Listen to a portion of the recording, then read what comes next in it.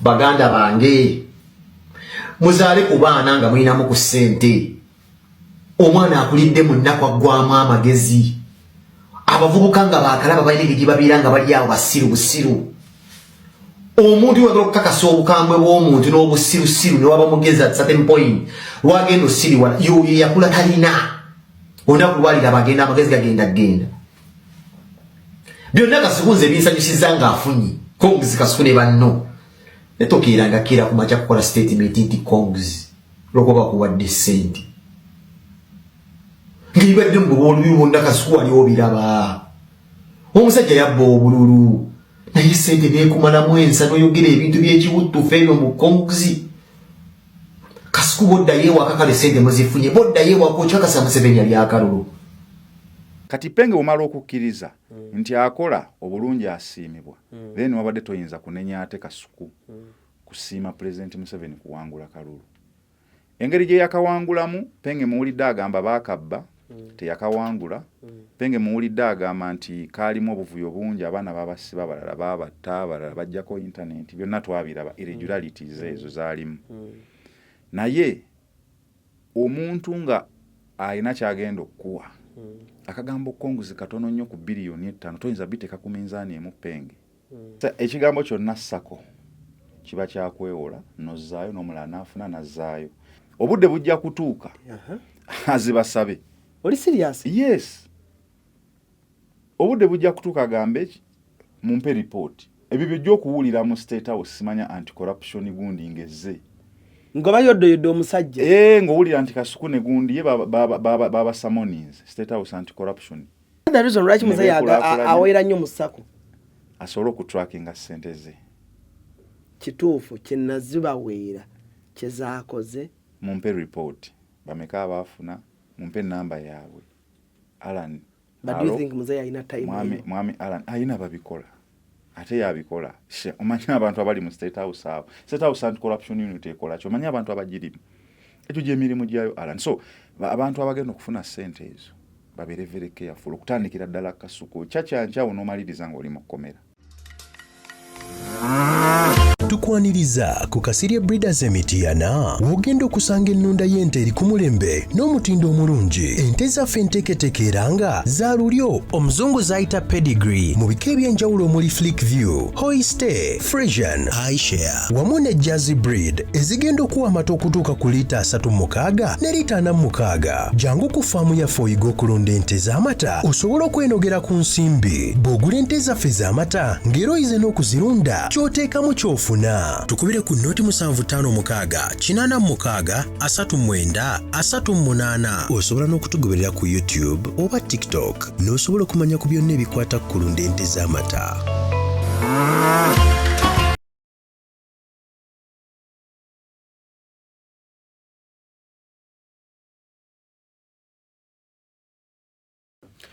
kale ku mukutu kwe tuli Cruise Exclusive Allen Cruise gemanya nyongera okwanirizaako yonna gy'osinzidde okubanga ate otulabira weebale nnyo bayiri ddala tukyagenda mu maaso n'okubanga ate naffe tukuweereza bulungi nnyo bulungi ddala mwebale nnyo bayiri ddala weekend yabadde mpanvu lunaku lwa bbalaza olunaku olwaleero tudda ku muzindaalo okulanga tubaako ne kitukuwa nabadde nsazeewo every Monday kumakya mbeerewo ne musajja wange Kalibala tukyagezaako kulaba tusobola nga okikola live every Monday oba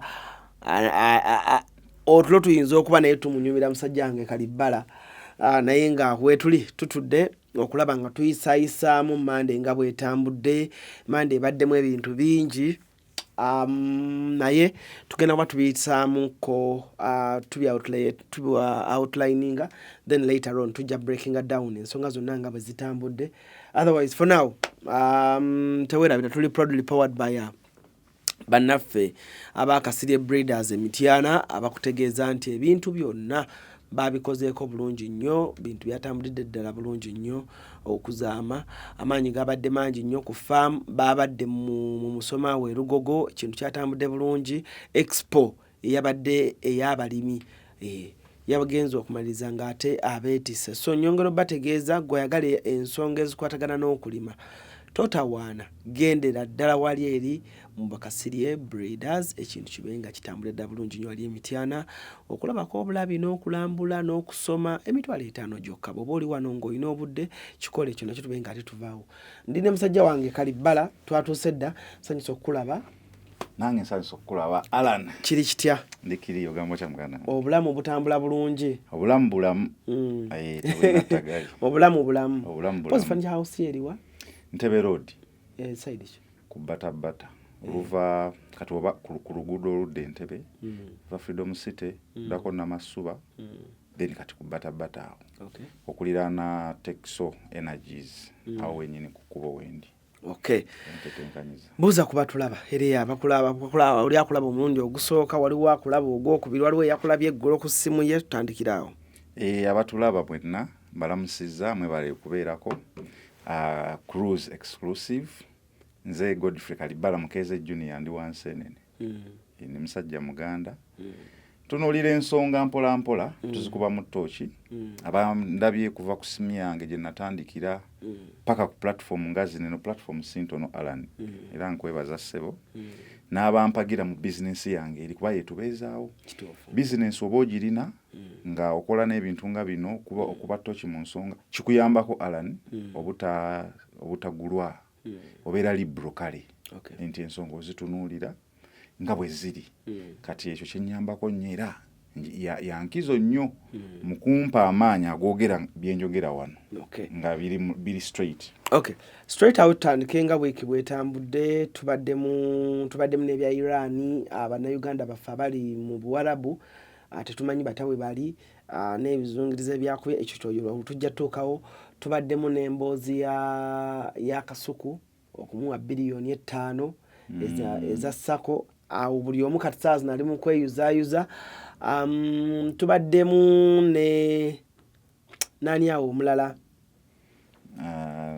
Haji Sebuufu Paini okumuta no Haji Sebuufu oyo nagendayo konno ne mulaba mukomera mukwano gwo si nnyo omuntu ogenda okumulaba Alan nga si mukwano gwo mukomera naye Haji Sebuufu nagendayo ne mulaba. That's what I can tell the public. Nali ngenzeeko n'omukyalirako era netwogera naye nasanyusa nnyo ng'avuddeyo. Kati wamunoonyezaako ng'avuddeyo? Sinaba munoonyaako naye nga I believe ngenda kuba munoonyeeko ndabe ng'ate mufuna naye nga nayogerako naye nga tutudde like bwe mukomera 1-on-1 ku ssimu n'ambuulira kye yali ayagala okuŋŋamba and ndi musanyufu okuba nti Haji Sebuufu yavuddeyo kubanga I believe is a good person. Waliwo abatali basanyufu okuba nti yavuddeyo awo tujja kutuukawo kale naye tutandikiraawo tutandikire ku Jazz with Jajja nga bwe yatambudde ku weekend Kalibbala ekintu kyatabuse abamu bagamba tebategedde lwaki babayise tebabagamba how was the list written yawandiikibwa etya abo bagenda bategeezebwa batya some influencers bagamba tebategeera nako yadde. Did you get any information on how abantu batuuseeyo? Kati kyemmanyi nti this is the second time eno yabadde second time Jazz with Jajja okubeerawo omuntu ogwasooka yali January awo ennaku z'omwezi nga 3 awo bwe basooka okubayita bali Nakasero bali Ntebbe I think bali Ntebbe bali Nakasero I'm not sure bali ndoza Nakasero ne babayita era Kasuku y'omu ku baaliyo abamu kuba bali Nakasero nzijukidde kuba chicken yaŋŋamba bali Nakasero kati osooka n'omanya luli ku mawulire ge twafuna lisiti yali etya ani yakiwomamu omutwe ekintu kino muwala wa bamuyita first daughter Natasha kintu ekyo yakikulemberamu era nsuubira nti ngo president yenna ow'eggwanga bw'abeera alina omwana nga Natasha kiba kyankizo kubanga Natasha asobola okutegeera generation eno gye tulimu okusinga taata we akuliridde. Kati ate nga yankizo naddala ku mulembe guno gwe tuli ku social media yankizo Alan okimanyi. Kati ndowooza yamusomeramu taata we n'akigula. Ndowooza era Natasha n'akwatagana n'abamu ku bantu be ne bamanya bantu ki be basobola okuyita. Mu kulaba okwange mu kulonda okwasooka nsuubira ntowooza baatunuulira nnyo abantu abali influential naye nga babawagira n'abo abali influential nga tebalaga sayidi. Saalabamu nnyo babakuba kubanga tulinayo abantu abali ku social media naye nga bakuba nnyo gavumenti saabalaba. Nalabayo ababawagira abazze nga babawagira n'abo abaali Newton ng'ogamba nti oyo ye tubadde tetumanyi na sayidi ye. Era ojjukira waliwo abamu abavaayo ne batandika okupinpointi nga bulijjo tumanyi oli ku sayidi yaffe naye ate okitegeera. So ndowooza Natasha yali spot on okumanya. Guno mulundi ogwokubiri nsuubira babadde bagenze kubasasula nze kye ndowooza. Omulundi ogwasooka baali babawa assignment kuba ojjukira baasabaawo ebintu bakasuku ne boogera ne bakola biki engeri ke twali tugenda mu kalu baali babeetaaga. Era ojjukira bwe baavaayo ne bakomawo walaba nga platforms zaabwe zaali zijjuddeko nnyo ebintu ebyali binoonyeza President Museveni akalulu n'okulaga byakoze n'ebirala ebifaanana ng'ebyo. Ndowooza Alan okijjukira bulungi. Kitegeeza baali bamaze okubawa assignment ey'okukola. Kati nsuubira guno mundi gwe bazzeeyo babadde bagenze kubasasula. Nze kye nsuubira. Era luli abamu tebaali prepared. Ne Kasuku yennyini engeri gye yayogeramu teyali prepared nga bwe yabadde kati. Kyali kya mangu nnyo tujazingemu awo nejjajja biki tumubulire ne bye twetaaga wabula tugende tukola omulimu. Kye nsuubira nti era babawaayo akasente. Kati kuno babadde bazzeeyo kubasasula ku mulimu gwe baakola kubanga baagukola bulungi. President n'awangulira waggulu amawulire babadde bagatutuusaako. Wagenza okulaba nga mu kuddayo bonna babadde beetegese bulungi. Kasuku President we yamubuuziza ku ssako oli gy'ataayogerako actually nze omu ku baavaayo ne ŋŋamba lulinde first place Kasuku teyayogera bulungi kubanga mu bye yayogera yalaga nti yalaga President nga social media bwekola ennyo. Okitegeera ate eyebeera mistake nakyogera ne ku platform zange. Eyebeera mistake President Museveni ebintu bya social media bino abadde tannabitegeera bulungi. Tomuzuukusa nnyo kumulaga ngeri gye mufuna kubanga asobola okuyingiza mu Uganda mu nsi eziri mu Africa 5 eri mu top 5 ezisinga okukuba omusolo omungi. Wow. Yes, Uganda eri mu top 5 bo omusolo. Osobola Alan gwotambuddeko emmotoka muzirabe e Bulaaya nga okugigula e Bulaaya eri mu miliyoni 4. Naye ng'omusolo gwo okutuuka okugiyingiza Uganda ogivuga nga yo ng'eri mu miliyoni 4.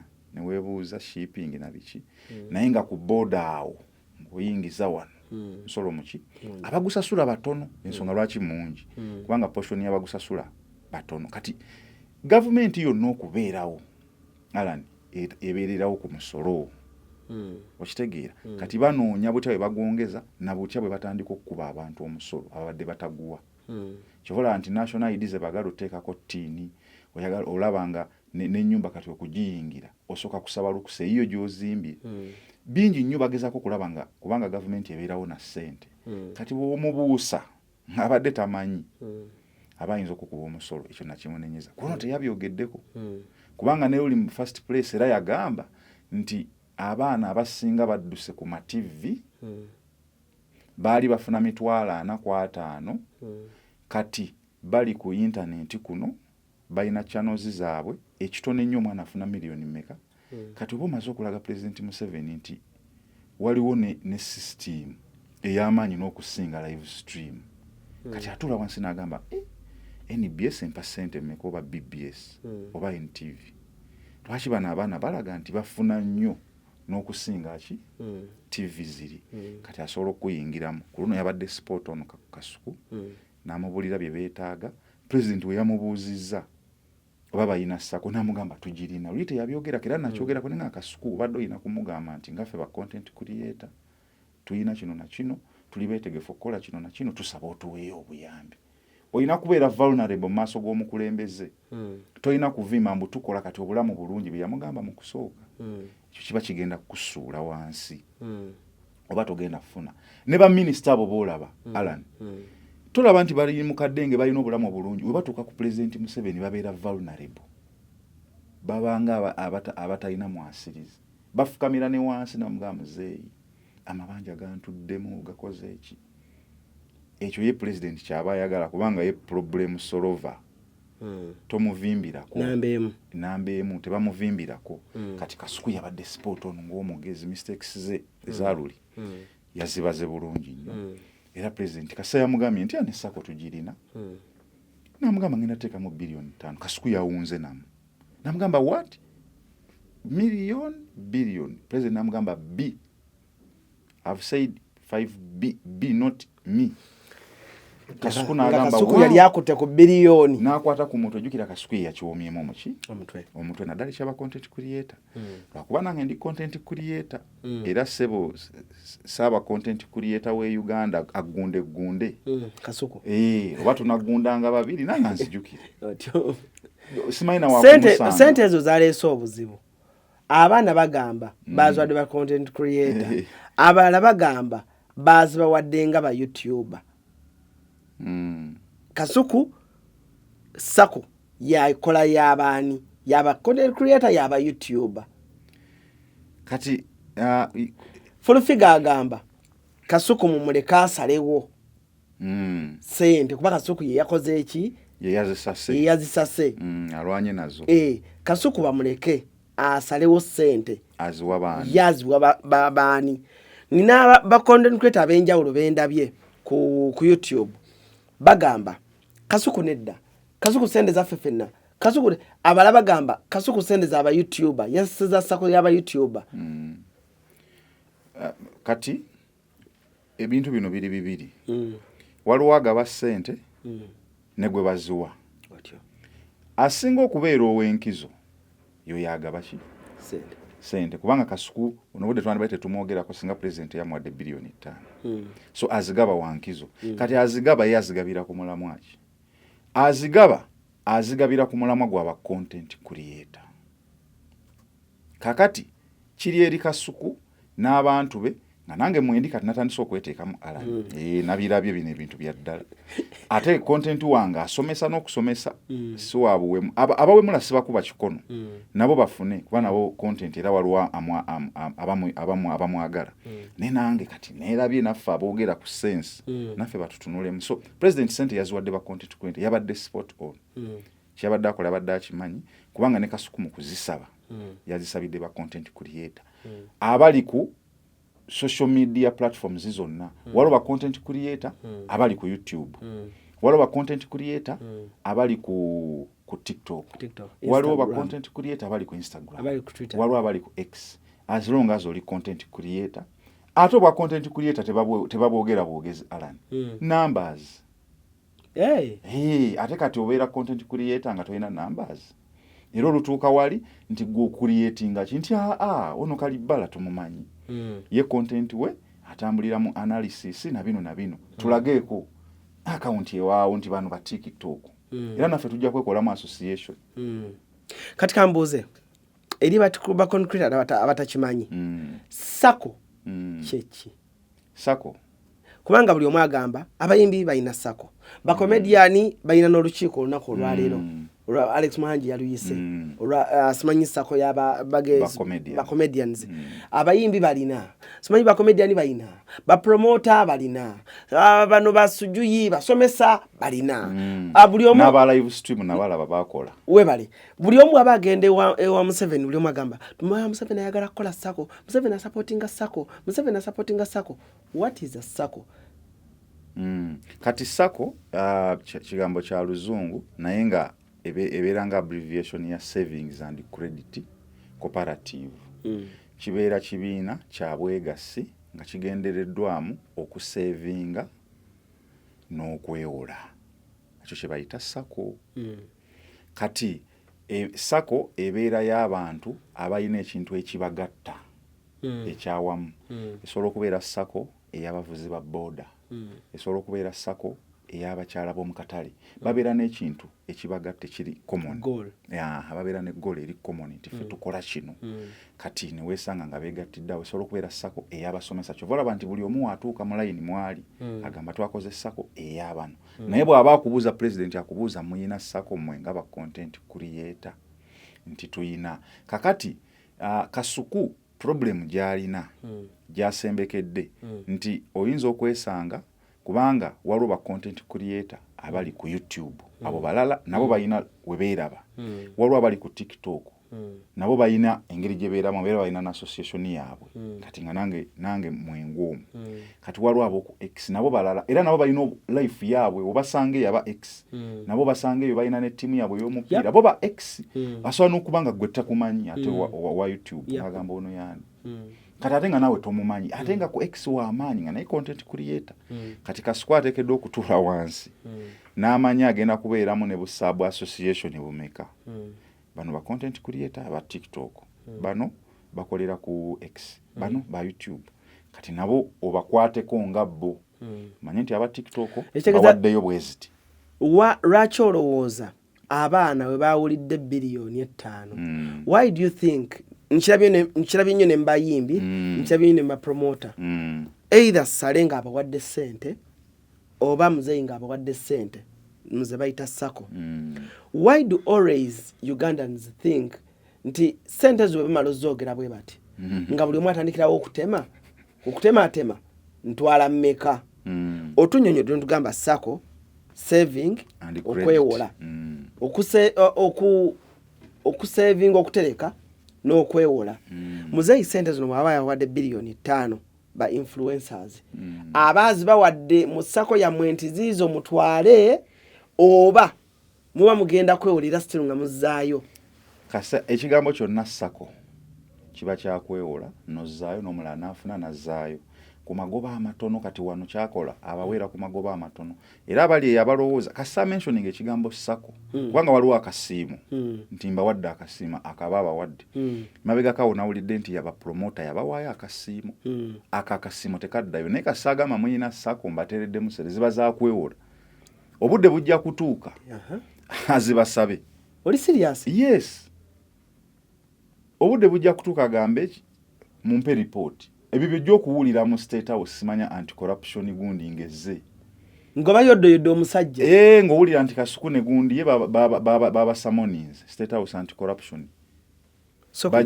bajje kwokero house batunnyonnyolemu ssente ezo bazidistributinga batya bye bitambula ku Abitex tonakimanya Abitex bamuwa I think it was 10 billion President Museveni yakyogedde nako bapromota yabawa biliyoni 10 kati bamusummoninga last week nga bagamba kwaliko generational promoter yani ono owa Fangoni ono gwe bali bakasiba wa NRA Nobati n'abala ne bagenda ne bateekawo report nti ssente omusajja yazitwala bwomu ne bannabalala nga bana batano era ne bamusamoninga ne bamuyita ku State House Anti-Corruption Unit ne bamugamba twetaaga otulage ssente wazidistributing zotya if anything happens ne bigenda bubi owulira ng'omuntu ali mu kkomera so Kasuku nga tana kukyakyanca n'aba muli awo bakimanye nti ssente zino zigobererwa kubanga bazikuwa nga olaba eza PDM kubanga nze ne mu kukyamuka kw'abaana kwenda babakyamuka Kasuku tuwe ku ssente Kasuku tuwe ku ssente so zino ssente zirimu okuzza ebizibu balina zikozesa is that the reason lwaki muzeeyi aweera nnyo mu sako asobola okutrackinga ssente ze kituufu kyenazibaweera kyezaakoze mumpe report bameka abaafuna mumpe namba yaabwe Alan but do you think muzeeyi alina time mwami Alan ayina babikola ate yabikola omanya abantu abali mu State House awo State House Anti-Corruption Unit ekola kyo omanya abantu abagirimu ekyo gy'emirimu gyayo Alan so abantu abagenda okufuna ssente ezo babeere very careful okutandikira ddala Kasuku kyakyanca onoomaliriza ng'oli mu kkomera essako kati president kyayanguyizaako wano ku ssako nti tulina kye tuyita saving and credit kati we mukola ssako kati nga nze ne Alan n'abalala tuli ba social media tuli ba content creator ne twekolamu ssako yaffe kitutwalira obudde okusevinga omutwalo ebiri okuweza sente zetuneewola kati ekya kitwanguyiza n'abateeramu muleke kutwala budde myaka 10 nga muteekayo omutwalo muweze miliyoni 3 mutandika okwewola kati kiye kyakola nti abanguyiza ekyo titemugenda mu kusevinga mutwalo 3 muweze azibateera mu lumu kitegeeza mutandikira mu kwewola. Does it mean sente zino webaziwa Kasuku Kalibala does it mean Kasuku bw'aba akuwa sente zino alina okumanya lwaki azikuwa Alani ogenda zikozesa ki ozizza otya? Webale nnyo ebalire ddala si byagamba nti baatuwadde sente Kasuku mpaayo Kasuku ne waba akwadde emitwalo 10 alina omumanya zidda zitya. It must be accountable. It must be accounted for. Kubanga nze ndaba abaana kukyamuukirira bajja basiba bagenda basiba ne Kasuku mugezi I know is very intelligent ajja kufuna abantu abajja omuwa direction kubanga abirabyeko. We have seen several people kugambye Abitex ali mu summon Kokero House awo State House Anti-Corruption Unit era singa bijja obubi nga sente alina engeri yazikozesa oyo ojja kuwulira nti ali luzira oba basizinze bimu ku byobugagga ezo sente bazifollowinga nnyo 5 billion oziyita ntono Alan 5 billion sente nyingi baziteekawo mu sekita ne zibaako kye zikola bazikuwe buyogende. Do you pay tax? Osasulira wangu otandika azigundi toyina okugyako equipments ne data. Tunuulire speech z'abantu ab'enjawulo ze baawadde apart from Kasuku. Who made your day? Ngola speech ya Karenze Waters. Nawulidde abantu abawera naye Kasuku yanjogeredde bulungi nga we nkugambye yatereezezzaamu nze ndi analytical yatereezezzaamu mu kiri nga tutandika kye nagambye ku luno n'amulaga nti yazze alina ne proposal. Junior Kasuku yankoledde bulungi Junior yankoledde bulungi nganze lwakuba abamu balina loopholes ze balabye mu speech ye kubanga yagambye president omulembe gw'abajenzi naffe tuteeke mu cabinet ne Kasuku yakikonyeeko naffe tukole ki tuteeke mu cabinet lwakuba omuntu asobola okukikyusa munalabanga ababadde beeyagaliza kubanze naawe Alan tebajja tuteekamu era bajja tuteekamu eyo saako be bajja okuyingiza. That is just in case mu cabinet eno balowoozezza okubaako abavubuka nga bwe bateekamu neera si kibi bw'aba either Junior oba Kasuku obaani nga yatuuseewo kubeera nabo bamyaka gyaffe nga osobola n'omukubira akasimu n'agamba nti Alan ogamba otya nakyo si kibi ate nabo basobola okututemera ekkubo kubanga kati nganze kati gwe oli ku level yaabwe naye nga ffeffe ate abali mu kujja eno kituyambako nti we naakubira Alan atajja muzeeyi yamuzeemu atya mukuddamu Junior kubanga muzeeyi yasoose n'amugamba nti naye emyaka gyammwe mwabeeyita abato sigitegeera bulungi mugamba muli bato naye mubeera mu 40s nze 40s mba mmanyi abamusajja nawa ne example ku Kyagulanyi n'agamba kati nga Kyagulanyi yeeyita yanga maani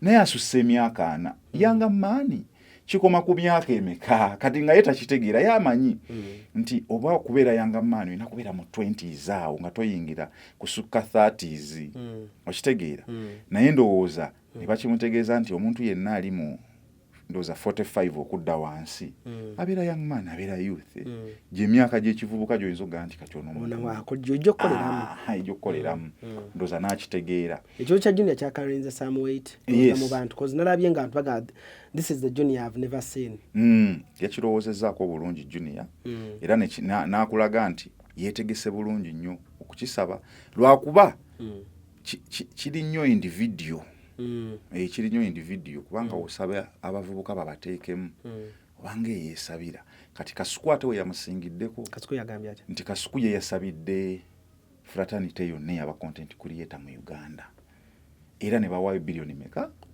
5 kitegeeza nange nsobola zifunako naawe osobola ne muganda waffe abali ku kamera abali mu kibo bonna buli omu gyali asobola zikola ki okuzifunako so Kasuku yamusinzeeko then awabaddewo liri puzzle liri puzzle nga omumanyi does not disappoint yabadde comical nnyo kyokka ebigambo bya liri puzzle byabaddemu obusagwa obwa ddala nno if you analyze it liri puzzle yagambye nti abayimbi gwe beweekutteko president inze tebandabawo. President ffenna tumanyi on fingertips tumanyi abayimbi be yeekutteko. Kenzo, Bebe Cool, Kusaasira, Full Figure, Chameleone.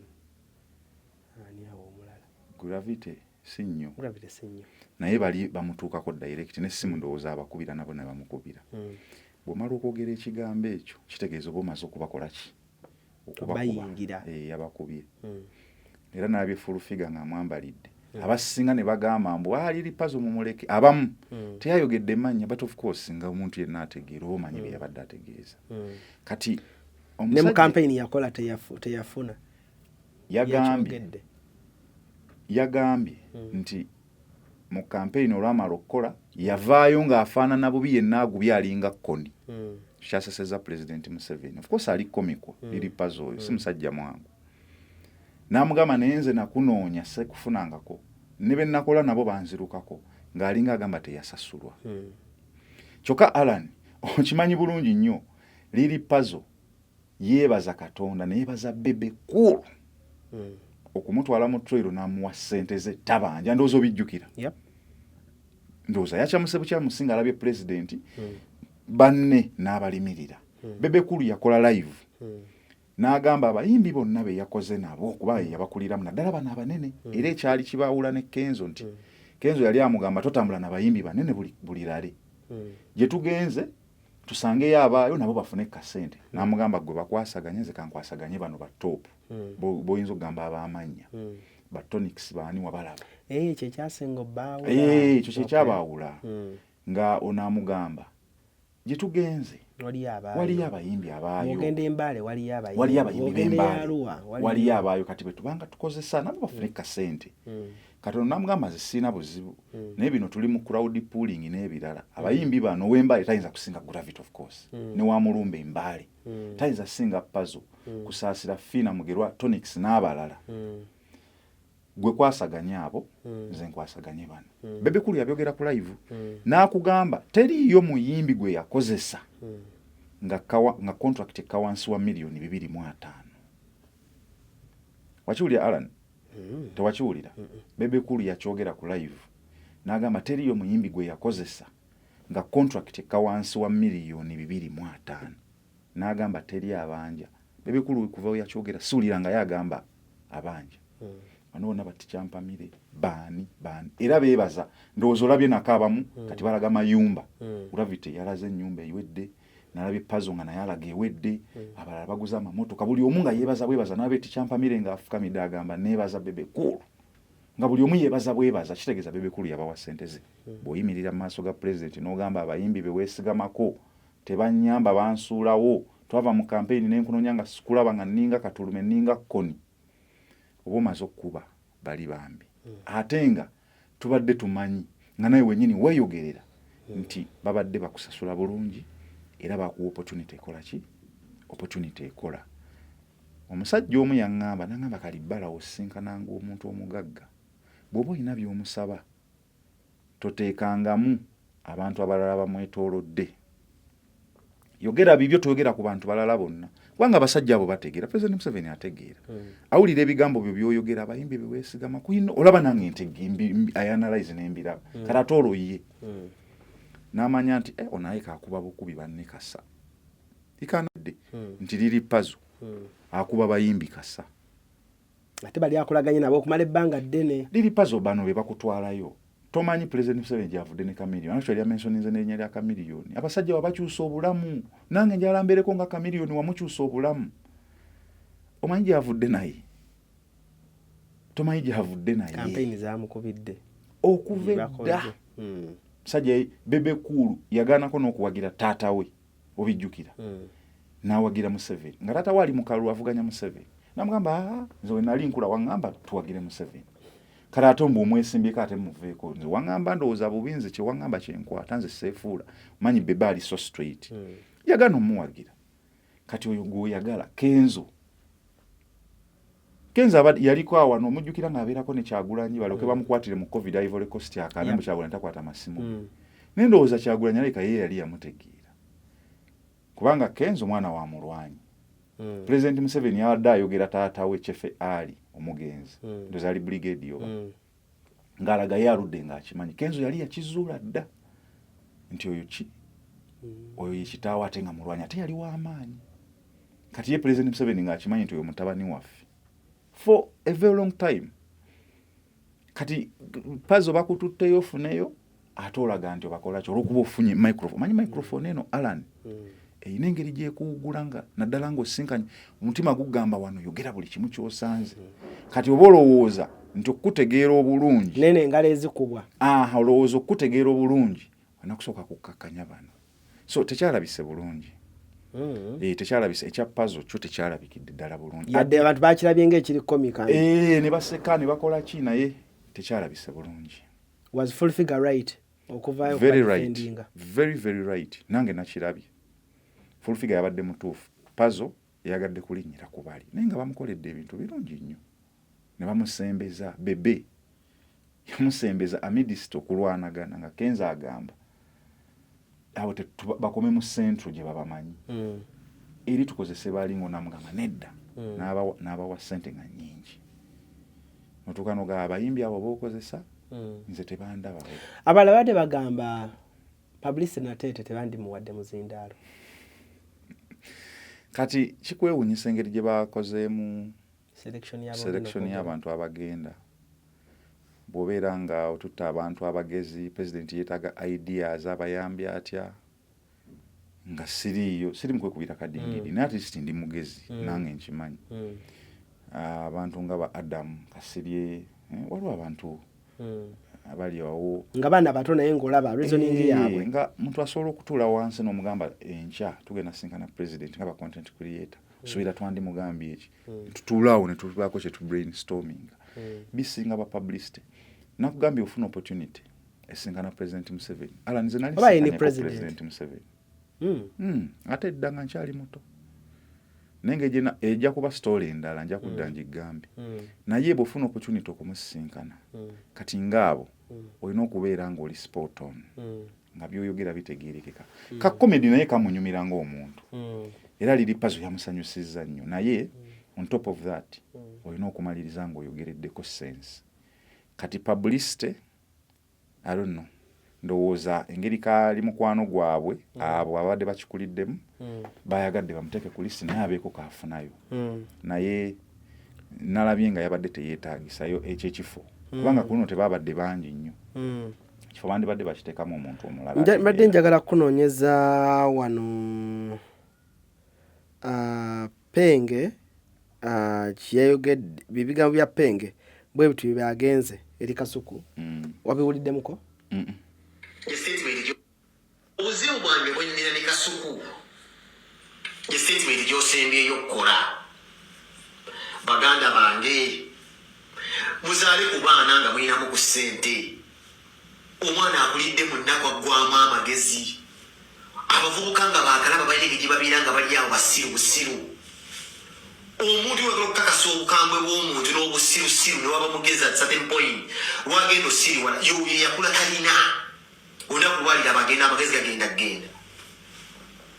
byonna Kasuku nze binsanyusiza ng'afunye Kongs Kasuku ne banno netokeeranga keera ku makya kukola statement nti Kongs lwokuba bakuwadde ssente ngibadde mu olubiri bwonna Kasuku waliwo biraba omusajja yabba obululu naye ssente neekumalamu ensa n'oyogera ebintu by'ekiwuttufu eno mu Kongs Kasuku boddayo ewaka kale ssente muzifunye boddayo ewaka okyakasa Museveni yali akalulu osokugambe Kongs Kasuku boddayo ewaka tomanyi muwendo gw'abantu baafa mu kunoonya akalulu kyese netukiza ebbali naye tomanyi muwendo gw'abantu baatutumuka abaafa mu kampeyini ezo osokugambe Kongs okay ebimu ku bigambo Penge byayogedde n'amaliriza ng'agamba Kasuku yabadde bakira batya yakyamukiridde nnyo Penge anokolayo ekigambo Kongs kyeyesigamyeko congratulations okuyozaayoza omuntu eno yonna Penge akulaze nti Kasuku okugendayo either for the first time for the second time akulaze penge nti it is okay n'akugamba nti omuntu yenna akola ki asiimibwa era n'akulaga nti baakola omulimu gwabwe kati ke kaseera basiimibwe awo yabadde spot on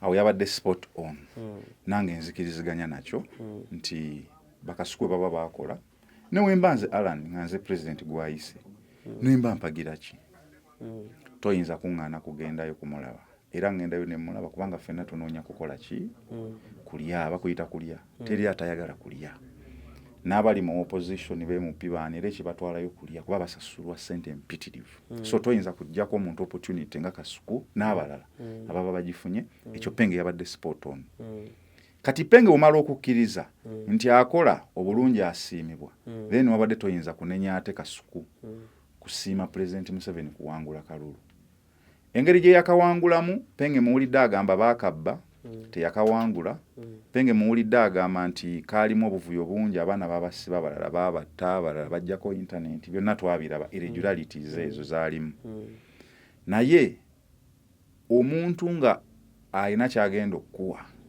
akagambo konguzi katono nnyo ku biliyoni 5 toyinza biteeka ku minzaani emu penge waliwo Kasuku yagambe naga kino ekisajja kigenda tuwoomera konguzi ne biliyoni 5 zikuleme lwokuba waganya okukola okwogera ekigambo konguzi I congratulate you mwana oyo obite ku minzaani bibalansinga eno waliyo biliyoni 5 eno waliyo konguzi noga biliyoni 5 kanzireke sinaye sijja mugamba congratulations the mere fact nti wagenzeeyo the mere fact nti wagendayo nga n'akalulu tekannajja the mere fact nti wakozesa ne platforms z'okumutunda Kasuku y'omu ku basinga okukakasa nti President Museveni akalulu yakawangula bulungi kuba naye yakalimu Kasuku era yamuyambako kati gwe penge ogamba otya Kasuku mbu takongratulate nga muntu gwe yayambako because Kasuku naye yalinganga naye yali omu ku byayambako President Museveni okuwangula akalulu kano regardless nga penge bwaga nti yakabba ye Kasuku amanyi baakawangula kati toyinza kumugaana kugamba kongs afire biliyoni 5 ate ngomaze okumugamba nti okugendayo okusasula ku mulimu gwe yakola kibadde kituufu omulimu gwe yakola gwali gwaki gwakulaba nga President Museveni awangula kati bamulangiridde awangudde ate omugaana ate okumugamba kongs penge teyabadde spot on kankubuuze nga tugenda va ku topic eyo okuva ali nga tugenda mu kalulu first daughter Natasha actually n'abajjukira obulungi n'akalulu ka 2021 Natasha yajjamu katono oba abantu bajjukira Natasha okutandika okujja yajjamu katono nga alina obuntu bwabuuza taata muzeeyi biki ng'abuuza taata we ebibuuzo ebitonotono nga era muzeeyi amuddamu now this time round mukana akalulu tulaba first daughter Natasha nga really agezaako nnyo ndowooza okukomyawo laavu y'abavubuka abavubuka okwongera obbalaga how jjajja bwali omulungi si oli gwe mulaba mu ndaba eyange kyekifaananyi ekiri mu kujja gwe mu kulaba okukwo Natasha agezaako tusiigira ki oba kiki obiraba otya engeri Natasha gyali mu kuorganizingamukko enenkola empya eya kino ekisanja kubanga kyewuunyisa era kyewuunyisa nnyo nti mu baana ba muzeeyi bonna Natasha azze kati ng'olaba Nation Styles amumanyi you get kati Kasuku amumanyi aina lili puzzle mumanyi umweda mulaba ngayogera by names abantu abamu ababogera by names okay you tell us okay you do this saini kijolaba oba gwe kikyolengera about Natasha okwongera twewa mu kamera oba okwongera okwewa bannamawuli ne ba influencer kati Natasha y'omu ku baana ba President Museveni abamuyambye ennyo mu kalulu kano akawedde Alan. Aliyanga mutabani wa Trump. Ye Baron Trump. Natasha yamanya trend eriko. N'amanya kati nganze agenda obutereevu ne trend eno nyambye ntya taata wange nga ndi mu trend eyo. Simanyi oba ya borrowinga kya Baron Trump mutabani wa Trump oba yakola atya naye yakizanye bulungi. President Museveni alina abaana babiri boyinza okugamba nti benyigidde direct mu kumuyambako mu kalulu. General MK ne Natasha. Era buli omu olaba nga playinze party ye. Kati General MK abadde of course commander w'amagye. Almost yabeeranga akwatidde security y'eggwanga. Kitegeeza yalinganga akuumye security ya taatawe n'eggwanga. Ekyo kyankizo nnyo tosaakigeraageranya na kino. Kati n'omuwala n'amanya nze atali munnamagye atali munnabyabufuzi. Nkoze ntya nange okulabika nga nnyambye ku kitange mu kalulu kano. Kati ye n'atwala side ye ate nebeera influential nnyo. So ekintu akikoze bulungi nnyo Natasha. Era namwogera nakokko we yasooka okubatwala judge yasookera ddala ennakaseera awo. Nembagamba Natasha alina ekintu kyaluka naye kikulu. Even before that Natasha wali omulaba nga yakolako kone live nga ali ne taatawe. For the very first time President Museveni okubeera mu TikTok live. Okitegeera. N'amuteekamu ng'abantu bamubuuza ebibuuzo wano n'abimusomera n'abiddamu. Nenkyagala nnyo ne ngamba ina trend gyagala okutwalamu taatawe amubondinge n'abaki n'abavubuka ab'omulembe guno. So nsuubira nti akikoze bulungi nnyo era ne kiyildinga okuddamu okubayita nga we nagambye nga ntandika babadde babasasula. Era awo buli omu awo singa omugwikiriza bateekeddwa okuba baafunye. Kati bino ebyassako na biki nti we baatuuseeyo Kasuku ye n'amanya nti asobola okunyonyogera Natasha n'abaako n'ategeeza taatawe ne babaako ke bamugjamu n'aleetera nange ne Alan abataagenze naye ng'ate naffe tuli mu ekyo ffe ne batuwaako ne tuteeka mu bintu byaffe ne tusobola okukyusa obulamu. So naye nga Natasha omulimu yagukoze bulungi nnyo. Olaba we Baron Trump taatawe yali tabyagala era yamugambanga nnyo taata kuliko emirembe gwa social media nga taatawe tabitegeera we Trump wa mutwe mugumu. Kati waliwo guy bamuyita is it Logan Paul one of the influencers ab'amaanyi alinga gwe w'omu America Alan Cruz w'omu America n'amugamba alina podcast ennungi ng'eno. Trump yasituka na teyamuyita nga olaba president tebamusanga mu State House.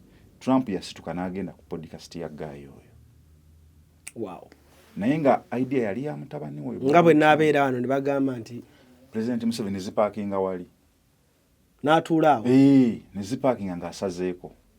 Ate gwe linda ogenda kiraba ogenda kukiraba era gwe tegeka butegesi w'ofiisi ogenda mulaba Kasuku live ng'ali mu kati oba batuulawo eyo omulabe ku Sakozi omulabe ku Cruise Exclusive ku Zubeda simanya baani abo ojja mulaba.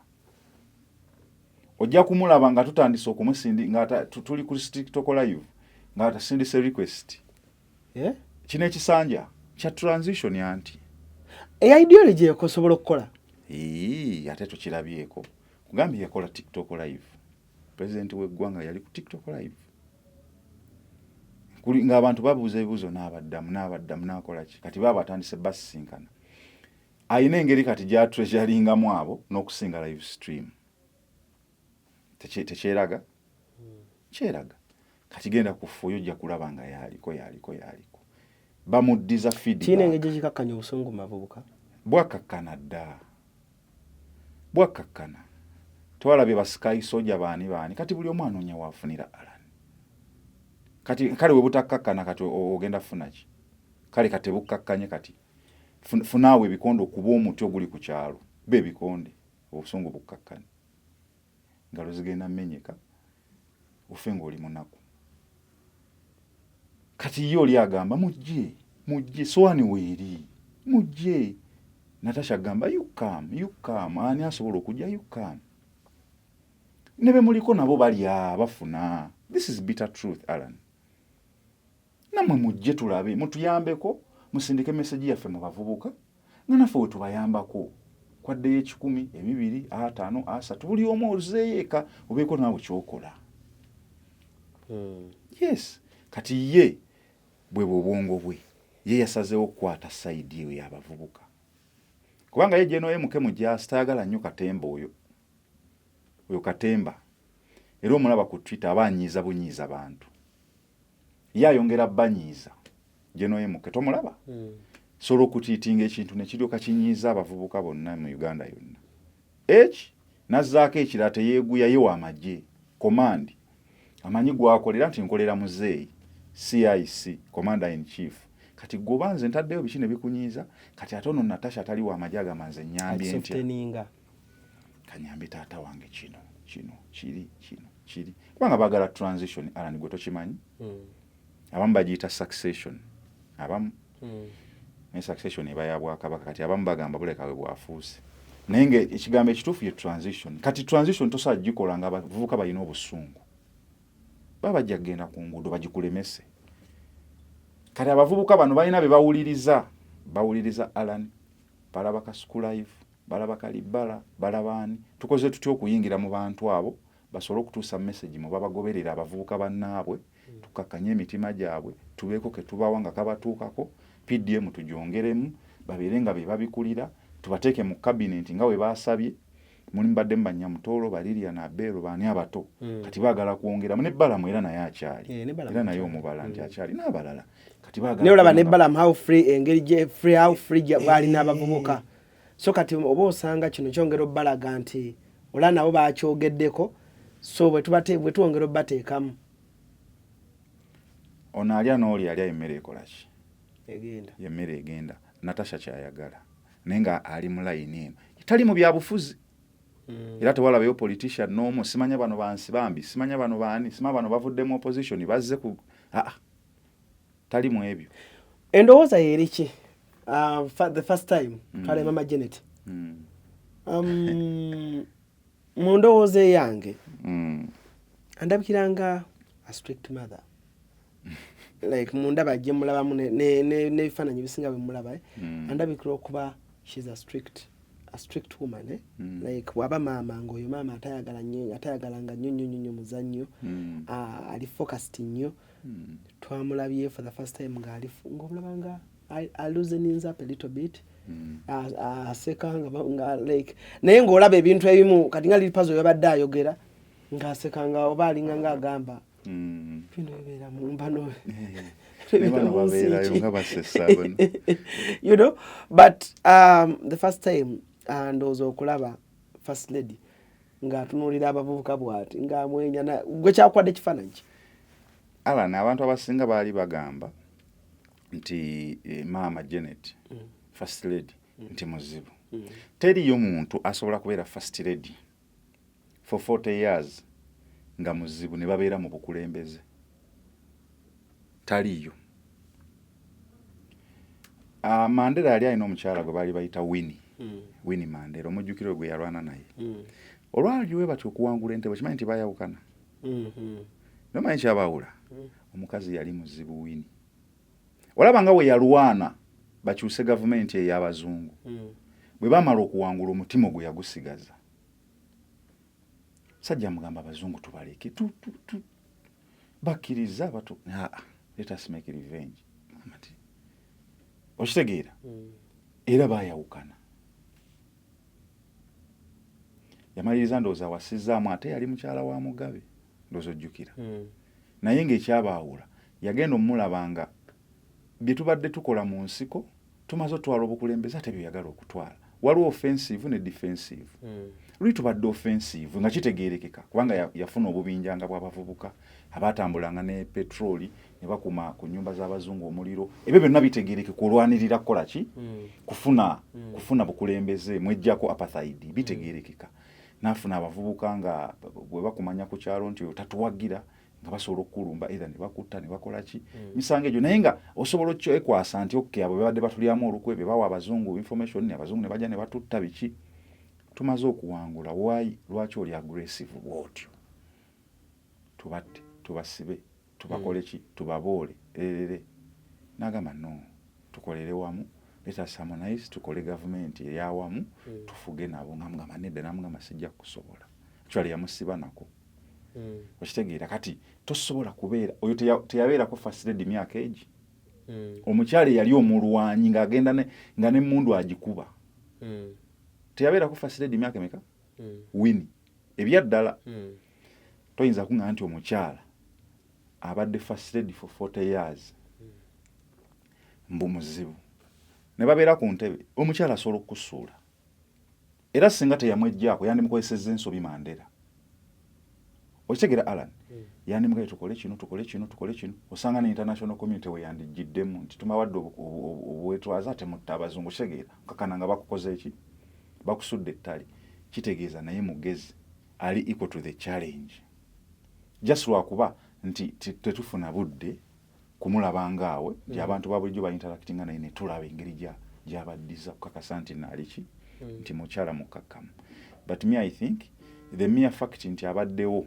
for 40 years nga first lady ekyo kyokka kimala okutegeeza nti mukyala mukakkamu omukyala omugezi kubanga ebimu batuula n'omwami we n'amuwa ku magezi nga naye ali stranded amuga naye mwami wange kino nakino ate nekivaayo nga kiri bulungi nekibasobozesa okukulembera emyaka 4 kati bagenda mwana mwemeka 45 so toyinza kugamba nti si mukyala wa ddembe si mukyala mugezi si mukyala ali supportive tekisoboka no nze sagambye nti atali supportive naye ngambye nti nze mundaba eyange mulanga is a strict mother oba like omukyala nga omuzannyo gwe mutono like era nakyo kubanga tosobola kukuza ba first babayita ba first children ba first children nga toli strict bajja kwonooneka tubalabyeko abaana babakulembeza abamu nga boononese nga babalese ne olwokuba ssente weeziri buli kimu weekiri nalabyeko yabadde waawa maama gwe baasibye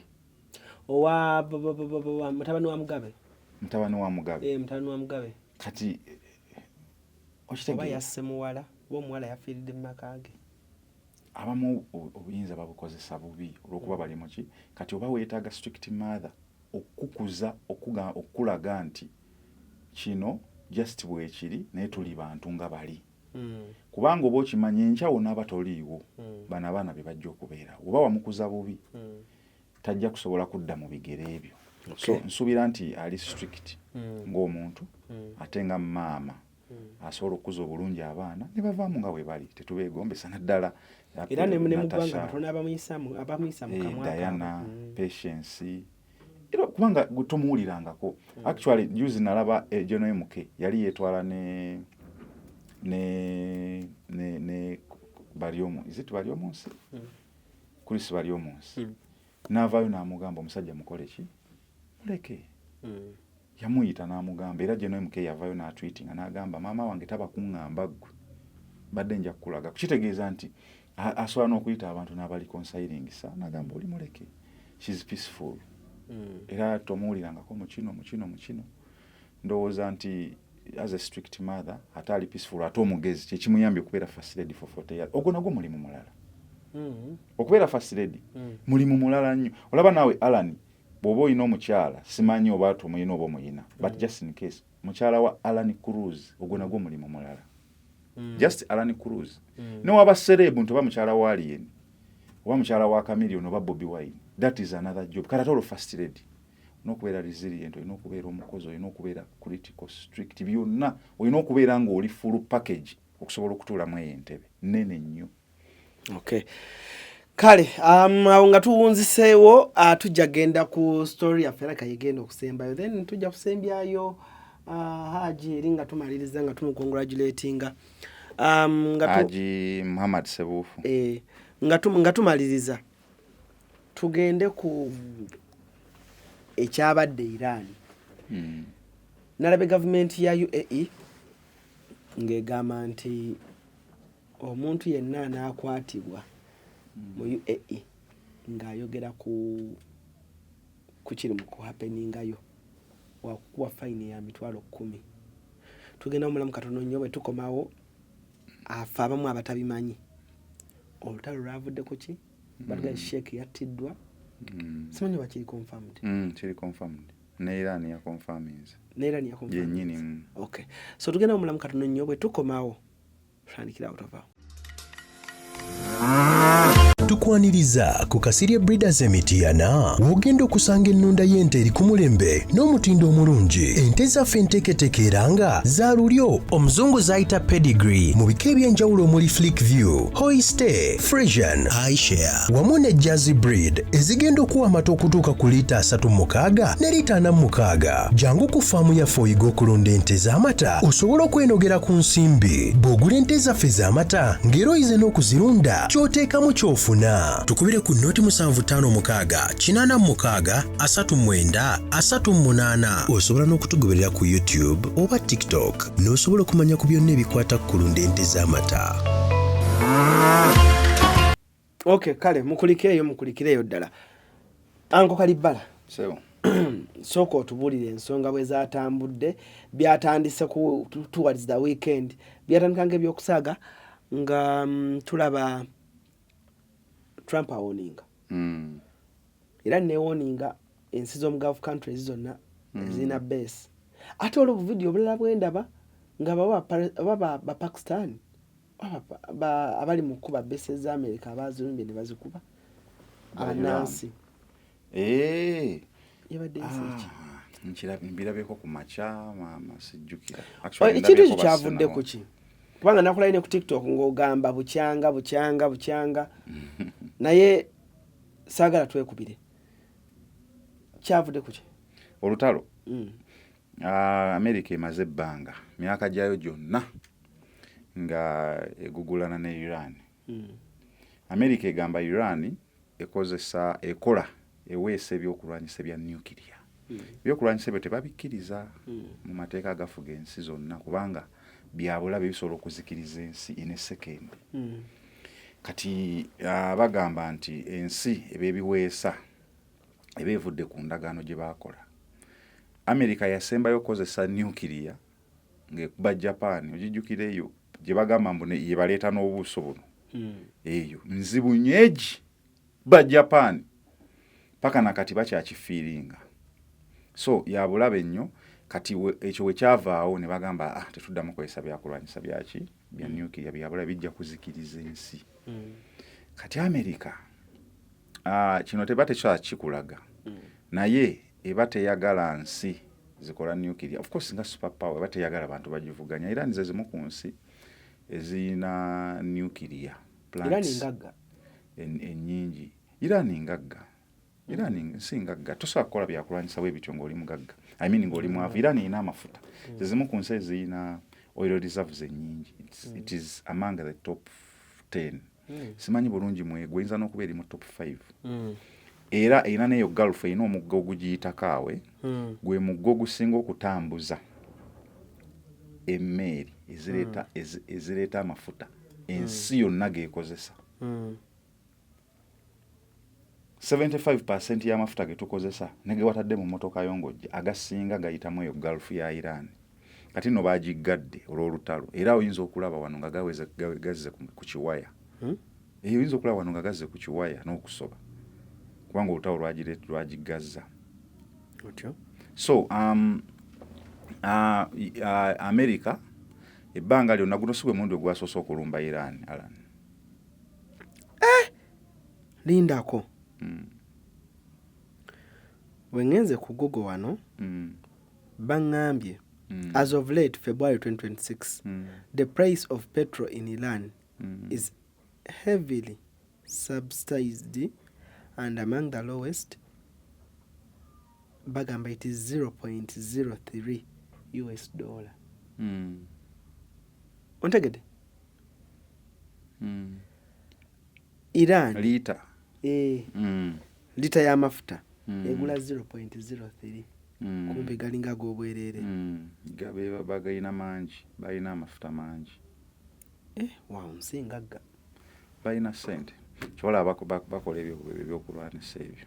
Kati America yo bwekimanya emanya ensi eno tugirumbye tutya kubanga ye America egamba nti ensi ya Iran ze zimu ku nsi ezasigala mu kyondo kya Buwarabu nga zirina abatujju. America yo bwegamba nti n'obukulembeze bwayo bwennyini bw'abatujju. Supreme Leader oyo ne President aliko Supreme Leader gwe basse Ali Khamenei Ayatollah bo bagamba nti mutujju baweesa baweesa ebyokulwanyisa eby'ekitujju. Oyo Supreme Leader gwe basse ye President. Balina President. Lwaki Supreme Leader ono abadde w'amaanyi kyenkana ki? Supreme Leader ngera wawulira Supreme Leader yaba w'okuntikka aba asinga ne President. Nga wawulira Supreme kitegeeza ntikko. Aba wakuntiko kati Iran balina engeri gye bakwasaganyamu obukulembeze bwabwe balina Supreme Leader ne President naye Supreme Leader aba w'amaanyi yabeera wakuntiko aba wakuntiko nnyo ne President naye so Supreme Leader era yalabula Gulf countries nga tebannamuta yoyo Supreme Leader aba w'amaanyi nnyo abaddeko ndowooza okuva ba 78 what abadde aluddeko naye abadde akyali muto ng'ate omulaba abadde alina 86 years adde n'emyaka 86 kati oyo guno gwe basse kati America bw'ebeera eyina ensi omanyi ala ne wano kanki bagamba abantu ku exclusive wano America ensi gyerumba waliwo abamu abadde baga tukulinze ne Uganda tubalinzeewa ondoozi obadde obiwulira America okujiwulira nti yalumbye ensi yonna ensi yeyina okubeera nga eteekawo threat ku security ya America ebinne ebyaddala nga era bwe babeera eyo nga bali mu America baba beeraliikirira beebuuza oba bali kuki oba bapulaninga ki eyo yensi gyesobola okulumba kati tosuubira America okumala obudde mbwerumba Uganda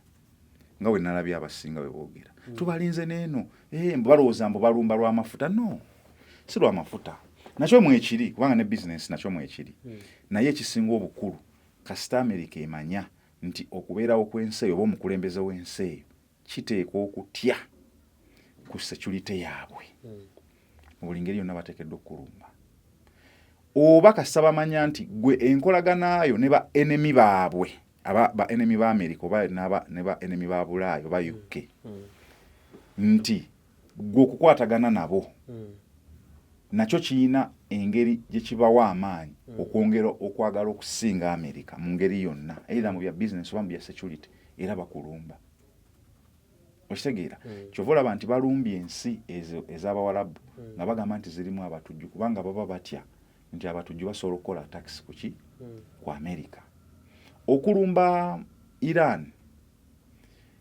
bamulumbye kubanga bakimanyi nti okubeerawo kwa Iran n'oyo mukulembeze abadde takkiriziganya na America kiteekawo threat ku national security yaabwe kubanga aweesa ebyokulwanisa nga bwe bagamba ebya nuclear ate nga bakimanyi nti ebyo bisobola n'okkuba America kati baba bateekeddwa okukulumba ne bakujjako ne bateekawo wa basobola okubeera nga puppet mu kyondo ky'Abawarabu mu Middle East Iran ndowooza ne Iraq z'ensi ezaasigalawo ezitakkiriziganya mu America abalala bonna yabeetooloola era ndowooza wawulidde abadde alina base mu Jordan, Kuwait, UAE bonna yabakubye owa Iran kubanga America mwebadde esinzira mu ezo ensi okukuba ki Iran kati Iran naye gye yakoledde retaliation mu baneiba baabwe kyokka nabo Bawarabu naye bo badda ku saidi ya muki ya mu America era ne bamukkiriza n'ateeka ne base mu nsi zaabwe kati mwe yabadde asinzira okukola ki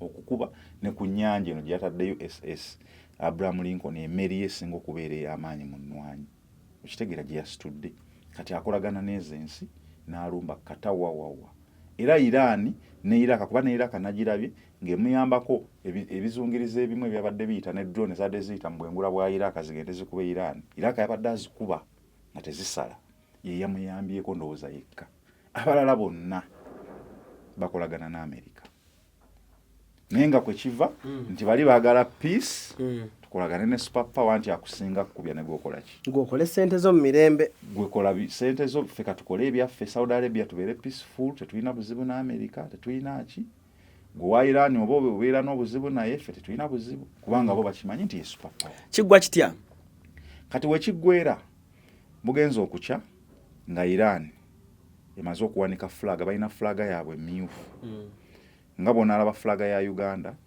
kati naye ng'olinayo version eya red nga eri awo nga bw'ogiraba bwetyo naye nga eri mu olugoye nga bonaga nti olugoye lwa red kati kasita bagiwanika ebeera ya revenge.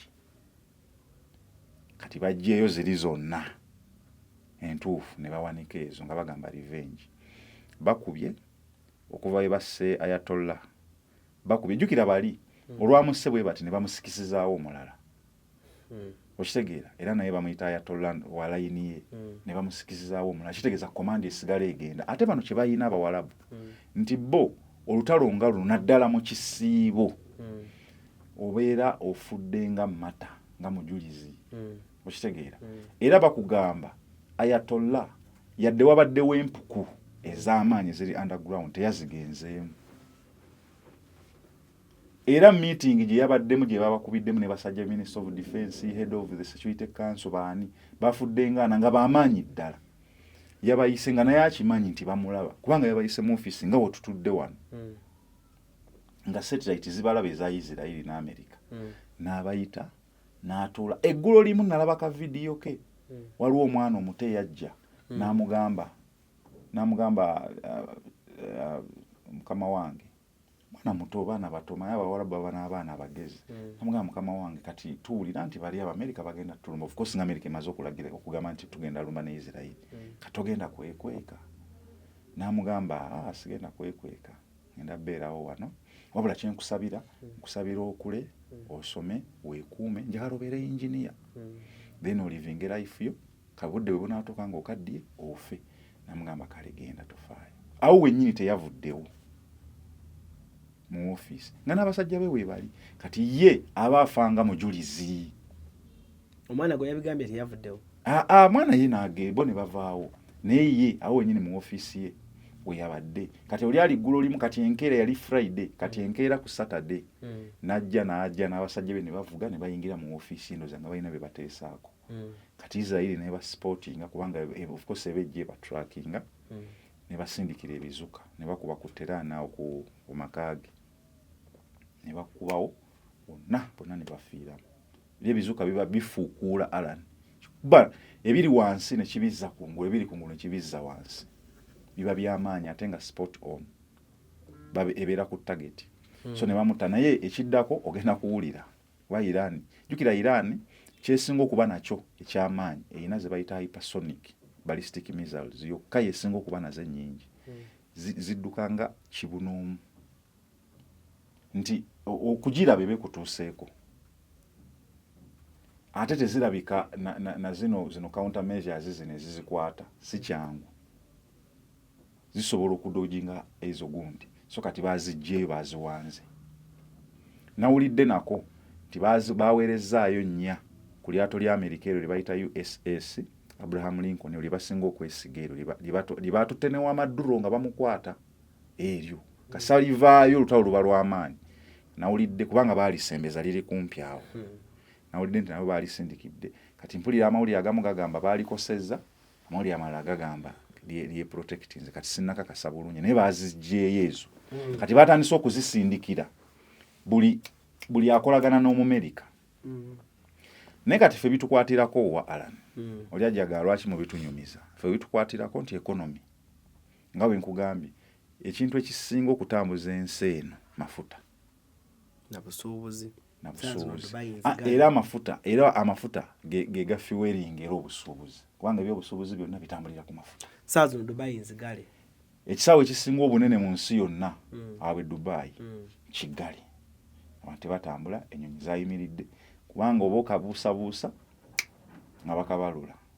Okitegeera kati Emirates ebadde ino okutwala ogenda e China osuubule ate jjukira ino esooka kwekoona wali kyondo kya Buwarabu. Kati byonna biri ku stand still economy era ogenda labo bavu ogenda tulumamu.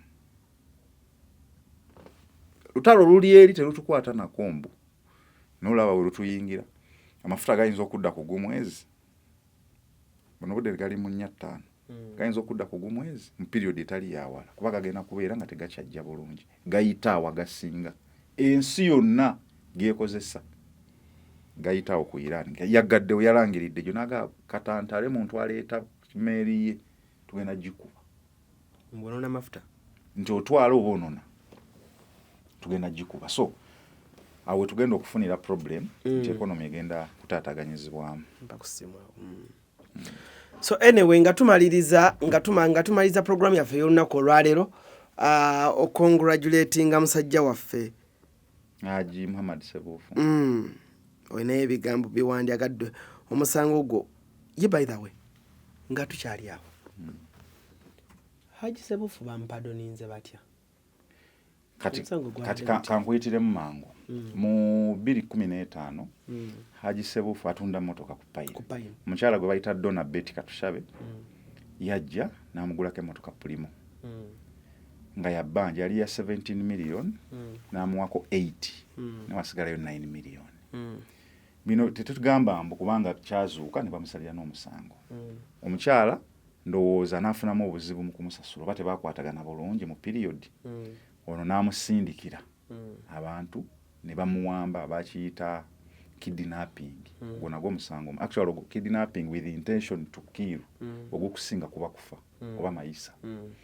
Ne bamukidnappinga ne bamuleeta ku kibanda kya Payine wali kigambibwa si kigambibwa gwe twogerako omusango bagumusalira kasi omuntu bamusalira omusango kitegeeza aba guilty. Kivola basitaddeko kigambo kigambibwa mbu kubanga bamusalira mbanga zzeemu okuguwulira mba newadde obuvunaanyizibwa bwe sirina ate nga bamusalira kitegeeza bituufu ne bamutwala wali ne bamukuba nga bamubanja ssente. Era abajulizi baleeta abajulizi 28 abajulizi 6 kwabo baavayo ne bakakasa nti baamwerabira nako Sebufu yennyini ng'akuba omukyalo oyo emigere n'ebikonde ebyamuviirako kukola ki okufa. Sebufu we bamukwata mu 2019 bamusalira omusango. Misango 3 kwaliko kidnapping with intention to kill to murder. Kwaliko aggravated robbery kuba bagamba baamubba n'ebintu bye n'essimu awo sente simu bayali baliramu emitwalo 3 ne sente ze bazibba. Sebufu bamukwata n'abalala 7 others. In the first place kwaliko ne ODPC we Kampala ebiseera ebyo baali bamuyita baguma nga bagamba waliwo conspiracy to murder bakolagana. After some time bamala ne byene bagumujjako ne family yennyini yakatushabe newandika negamba awo teyabirimu wabula yatuyamba nako okuddukanya omusango gwaffe. Abamu ne bagamba tetwabitegeera bireka byali mugundi but that is okay. Kakati bamusalira omusango emisango egyo 3 gyonna gimukka mu V. Omulamuzi wa High Court mu Criminal Division amugamba nti usibe mwaka ameka ana Sebu n'abantu be 7 Sebufu addukira mu Court of Appeal. Court of Appeal emusalirako ebitunulamu baloya be baali spoto ne bagamba ono musajja muna business ate ayina abantu bakozesa basukka mu 5 ejje myaka mingi abantu abo banaabeerawo batya ne families zaabwe takolanga ku musango omanyi ne criminal record kikulu kyobola aba Alan kirungi n'okeepinga record yo nga nnungi tosibibwa nnyo tokoze buli we bakwata kikwanguyiza okusalira omusango Alan singa criminal record yebeera nga ki ngambi kati baloya bonna bwe babiteekayo of course obimanyi ne be batatugambe mubeeramu n'ekintu kidoga obimanyi. Court of Appeal negamba okwewozaako kuno kwe baleese mu appeal okujulira tukuwadde amatu tumusaliddeko egibadde 40 egidda ku 18 awo n'abamu ku 7 bana abasatu Court of Appeal yabejjeereza ne bakizuula nti tebakiinaamu nnyo mukono then abana bo ne bagenda ne Sebufu ku 8 kwaliko aba 18 abamu nga ba 16 years then Sebufu ne yeeyongerayo mu Supreme Court. Supreme Court ne retaininga kino ekya Court of Appeal negamba emyaka gibeere 18 kakati munnange Sebufu n'abeerayo twazzeemu okuwulira that was kubanga we tuba tubala we bamukwatira 2015 kitegeeza gibeera emyaka 10 kwanze nagendayo mu kkomera okumulaba last year. Last year. Nangamba Alan siina musango. Bansibira bwereere. Sittanga ku muntu. Nangamba naye ensi mugibuulira amazima. ya twayogera emboozi yali nnyingi yali yakafubo yali ya mukafubo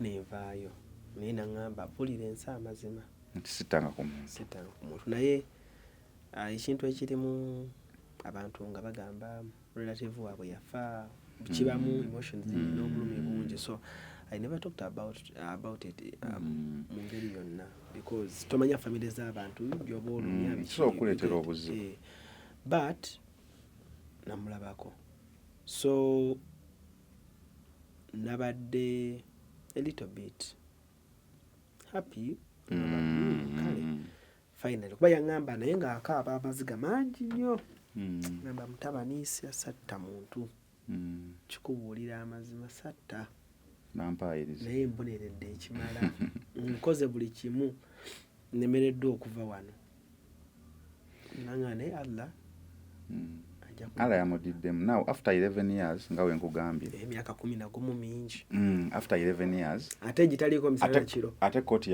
yamulagira mu kumusalira awe ne family ya Katushabe 100 million compensation omanyi kooti esobola okusalira compensation oba ekibonerezo oba byombi mu mateeka mu ekiri basobola okusiba Alan tukusibye emyaka 10 kyokka ate ne gwe wakosa ne muwe milioni 10 oba ne bagamba nti oli muwe milioni 10 gwe wakosa tetugenda kusiba oba byombi oba tugenda kusiba busibi no compensation so bamulagira compensating a family eyo milioni 10 kakati kino ekyabaddewo ekyokumusonyiwa President Museveni mateeka ga Uganda mu constitution article 121 section 4D eya constitution emuwa olukusa okusonyiwa omuntu yenna ku musango gwonna waliwo ebintu bibiri waliwo kye tuyita prerogative for mercy gye bayita presidential pardon ne wabeerawo ne amnesty byanjawulo mbadde njagala abantu baffe babitegeere wabadde ogamba tulina budde naye mbadde nsaba okkirize Alan be basomese President Museveni atike eyo emukkiriza okusonyiwa omuntu yenna aba asingisiddwa omusango saata nasingisibwa oyo yenna aba newe guba musango ki newe kabakalabba asobola okukusonyiwa ye tabeerako na bibuuzo bimubuuzibwa asolokera ku makya n'asonyiwa omuntu yenna okuva nabadde mbisomako okuva mu 2020 paka 2025 President Museveni yakasonyiwa abantu abakunukkiriza 10,000 badde okimanyi 5 years emabega President Museveni yakasonyiwa abantu ba convict abakunukkiriza 2,000 kati nange nadde simanyi wadde obisomawo yebiri babiri obisoma okitegeera kakati gwe okuwa pardoning eyo actually bagiwadde Ssebuufu yekka bali benna kugambe bamusiba nabo basigaddeyo ate bagibawa mwenna eba yakusaba you request owandiika either gwe abafamily yo babalooyabo they write to the attorney buli mwaka president asonyiwayo buli mwaka asobola n'okusonyiwa buli mwezi na buli lunaku asobola okusonyiwa kati mu covid yasonyiwa abantu abali bakunukkiriza olunaana kubanga bali congested ate nga mulimu ekirwadde naye asinga nnyo okusonyiwa abantu bano ababupitepite obanga otambuzaako ate era olina okuba nga otambuza either 50 or 60% ey'emyaka naye ayanguyirwa nnyo okusonyiwa abantu abali ababupitepite nabba enkoko nakuba gundi bitegeera ebyo obusangosango kati abo abasonyiwira mu nnamba nnene actually ne mwezi guno nga gutandika nga tunatera okugenda mu kalulu naye bayasonyiwa abantu abali bakunukkiriza 5 eruzira makomera ag'enjawulo nagamba bomubate na signing nawa Uganda prisons ne babasonyiwa so owandiikira waliwo kye tuyita advisory committee on advisory committee on prerogative for mercy waliwo akakiiko si kya direct nti owandiikire president agambe nkusonyiye okuwa pardon eyo naddala nga baakusalira oli convict either okusalira ku myaka oba okuteera ddala owandiikira attorney general yakulira eyo committee advisory committee yewa advise president kubanga attorney general mu mateeka yabeera nga ssaabawolereza wa gavumenti ate ye muntu interpretingira amateeka nga interpretingira government kale yalinga munnamateeka w'eggwanga okitegeera oba wa government kati omuwandiikira abeera n'akakiiko k'abantu 6 abalala naye nga kwali ne babeera 7 kati akakiiko ako President Museveni yakalonda abantu be ye baayagala wabula ekisooka balina okuba nga bannayuganda tebalina kubeera ba MP tebalina kubeera nga bali ku district council ate tebalina kubeera ku Uganda Law Society ye yeerondera abantu be kati abo buwandiikira n'obasaba nti bannaye mbasaba nze nga Muhammad Sebuufu mutunule mu nsonga yange mwogereko ne president ampe pardon kati wana abasinga be bagambira nti wano aweziyitira awo mu komiti eyo olina okuginyikiza ne batunulamu atone General n'abeera nga asobola okuinterpreting ekintu ekyo n'akinyonyola mu president nti omusajja ono tumusonyiwe yali bwati ng'akola bwati kubaako ensonga nno nga za muzinzi president atulira ddala n'abawuliriza like bafuna meeting ate bagiyita advisory committee they advise here like do they sit one on one yes process ebanne oba just bamuweereza mpapula naye n'asayinga bw'ojja omutujju mu kkomera agalwanisa gavumenti bw'omugjayo alina okusooka n'atunuulira omusango naye yennyini n'agugoberera neyebuuza kwatone General kyali kitaba amukwatira ki yaani biki ebiseera ebisinga mubeeramu awo ne agreements endala kubanga Sebuufu olwavuddeyo namuwulidde agamba era programu za gavumenti PDM ngenda zikwasa maanyi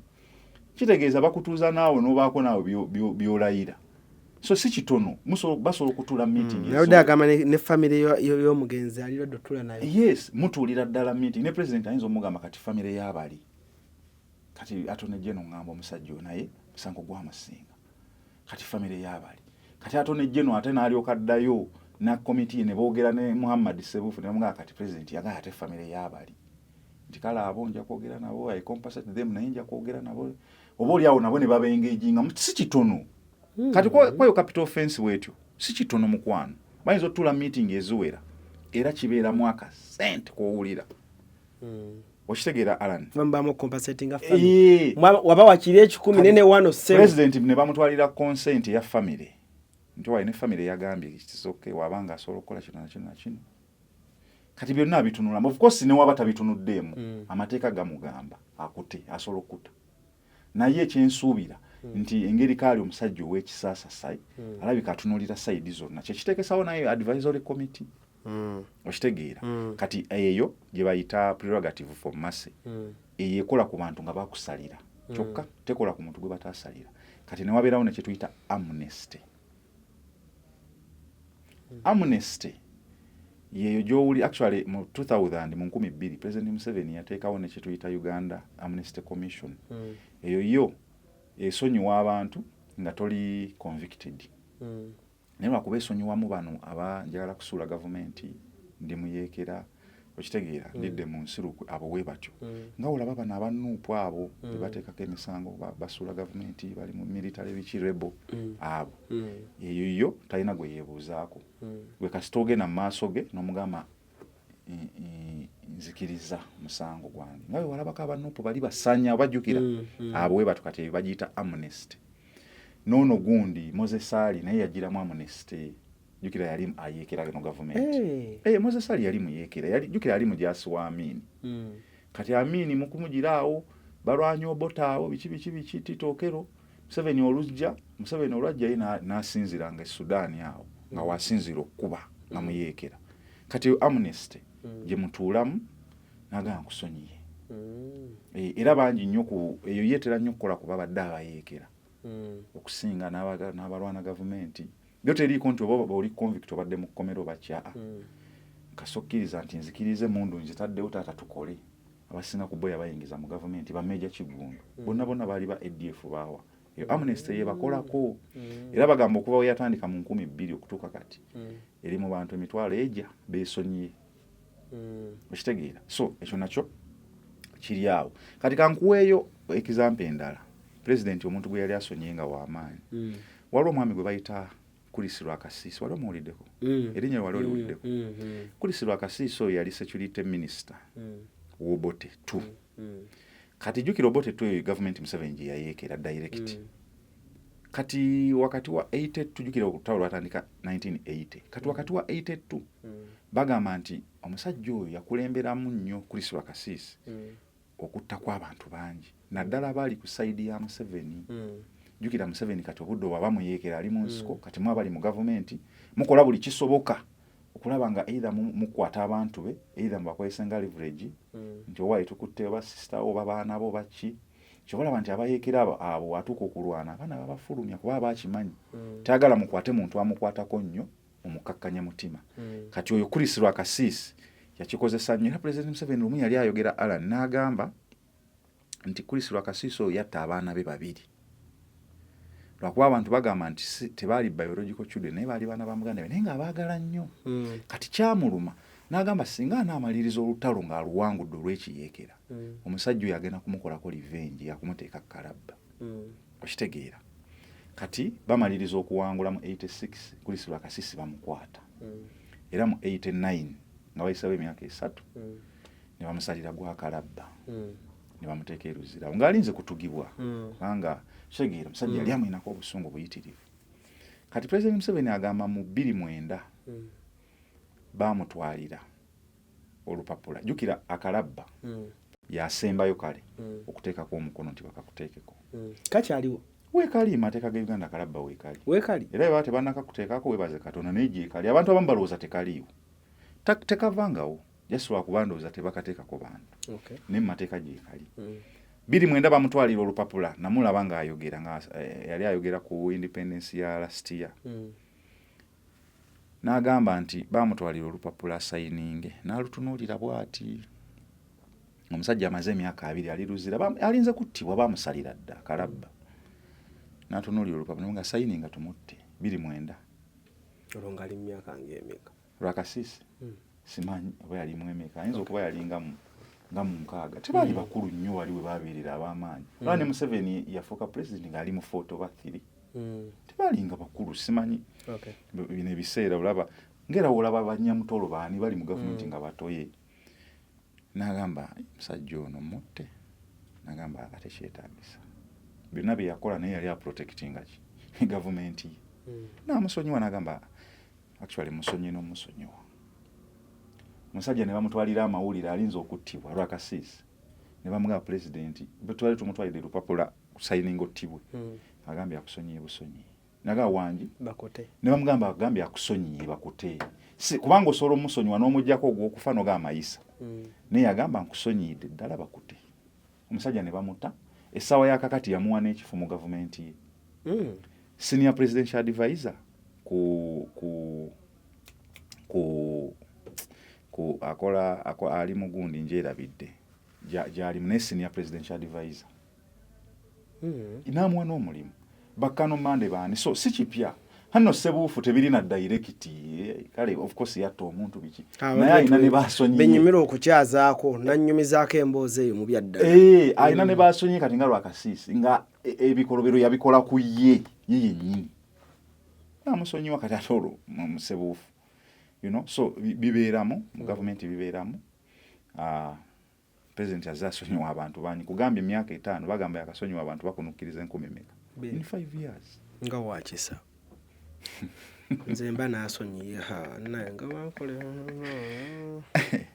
anyway kale nga tumaliza programu yaffe olunaku lwali ne Kalibala any last words byandyagadde okugamba abantu ve wano abantu bagende balonda akalulu ka LC1 bakatadde mu guno omwezi waito kimanyi LC1 oba nesimbewo ova ku kyalo ki Alan eno mutungo kiwalo binane oli ova mutungo bina side za Luzirero bangamba kamugongo kamugongo kunsimba mugongo nenja kuba omuntu akalulu bannange ne baloga kulikaliko aluddeko myaka nga akati sese mulisizaako baloga wesibe 2 nero sio baba wasende meka government mutwalo omwezi omutwalo gumu mutwalo gumu bafunirawo batunde ettaka Alan batunde ettaka 10% ojimanyi kati awo mutungo poloti yamwe ya meka 5 ku 10 mutungo milioni 10 ku 8 milioni 10 ngantono nganele waffe mu ndeje ngambye kale ekitandikirwako kale milioni 10 mu mutungo awo kati anti obo yino muwako 10 milioni 10 ngani amuwa gwe nzikwasizza oba nzagula gwe nzagula gwe atunze olina okumuwa ate gwafunye ssente ate agende ku oli afulumizza aguze ettaka alina omwaka 10 10% milioni 10 ozwa kyeyamanyi eteeka simanyi gye baalikolera naye nga 10% ogimuwa kakati poloti kati okubasinga kansala okufuna ssente tutwogera ku bantu bafunye tonyumya kansala go batemerako obutemezi ezize ziri mu mateeka 15 ezoli siza amateeka kisinzira ku poloti seze mutunzi mu mutungo mulimu poloti za biliyoni kituufu kati abafunye mmeka 10% mama obukadde 10% yabo zibeera 10 milioni 10 kati bamanyi okuteesateesa awo ne bamuwa 7 kale it is okay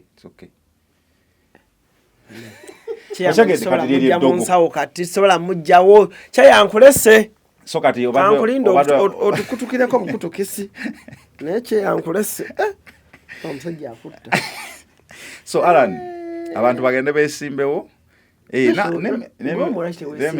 enza atatya ddogo ssebo ate nno gwe oli wamu Eastern baŋŋamba mukalubamu basomose kiyiira naye kati olunze zowa wano tuli banafu mwere balonda mu guno date oba ndoza guno nga guggwako bati guno kubanga baagala minisita Majezi owa local government yagambye baagala banguye nga president analayira kulembeze bonna butandike nga buli fresh kuva ku LC 1 2 3 4 5 bo babanga ki bafuga banga ki myaka 5 LC 1 halibala nange n'ekyaye ngenda yo nesimbe ku musajja bana abaliko twali tulina bazzaako 223 watu abalonda 218 nini nga bongezaayo ate abawuli bali bamaze nagambye Sharifu ne mugamba Sharifu tugere twesimbewo nze nesimbe ku mugongo olaba avuke banjika ku mugongo bintu biterere ogenda kwesimbawo kuba LC 1 onyumirwe 10% wamasi genda kwesimbako ndeka bagenda kukuba eddogo Alan